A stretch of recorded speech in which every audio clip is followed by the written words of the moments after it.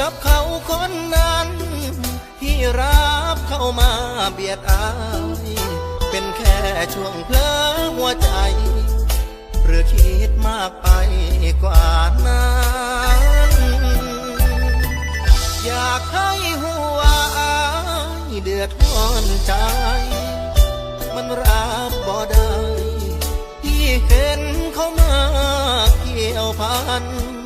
ทั้งน้อยใจเจ้า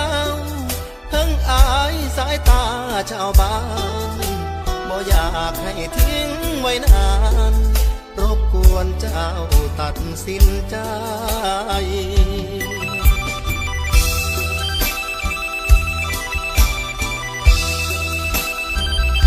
สิให้เขาไปหรือว่าให้อายเจ็บเลือกคนมีคะแนนเก็บหรือว่าคนมาใหม่ถ้าให้เขาอยู่ก็แปลว่าอายต้องไปหักมาโสลมโสตายหรืออายควรมีน้ำตาขาดเจ้าเขาคงบ่เจ็บปานใดอดีตบ่ลายทำใจ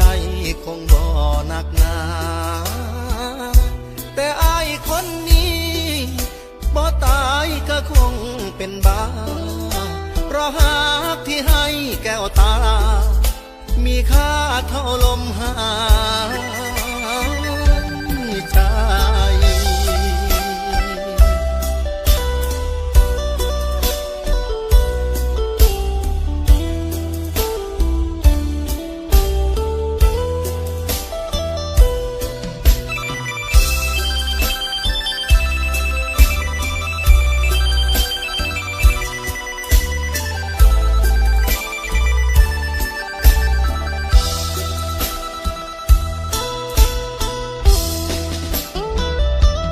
ให้เขาไป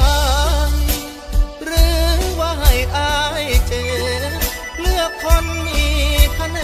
นเก็บหรือว่าคนมาใหม่ถ้าให้เขาอยู่ก็แปลว่าอายต้องไปหักมาโสลมโสตายหรืออายควรมีน้ำตาเจ้าเขาคงบ่เจ็บปานใดอดีตบ่ลายทำใจคงบ่หนักหนาแต่อายคนนี้บ่ตายก็คงเป็นบ้าเพราะหากที่ให้แก้วตามีค่าเท่าลมหาย